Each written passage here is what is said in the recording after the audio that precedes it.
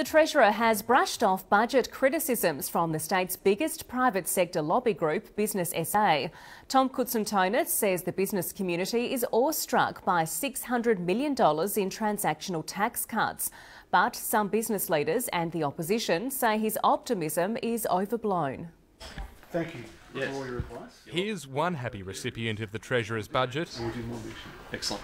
Electronics company RedArc makes batteries and brakes and says the abolition of transactional taxes will help it accelerate. We've been growing rapidly, and I think the opportunity that this provides us is to further expand. There's no false modesty from Tom Koutsantonis. Quite frankly, the business community is in awe of what we've done. But in shock news for the Treasurer, not all businesses at this breakfast were awestruck.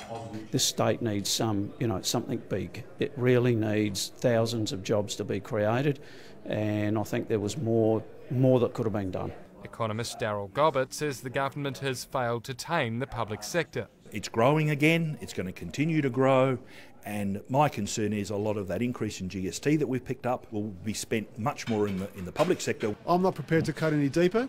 It's now time to grow. The property sector has a sunnier outlook, insisting the phased-in abolition of stamp duty on commercial real estate will help the state's economy scale new heights. People from interstate will move here and buy a property. They may put a cafe, they may put a bar in there, they may put a new store in there. They will spend money and position themselves here in South Australia. It will bring jobs. The Property Council would certainly like to see a little more positivity from stakeholders. That advice didn't rub off on Daniel Gannon's former boss, Stephen Marshall. I see you've gone back to the red tie, so only one day of being a Liberal and now back to being a socialist.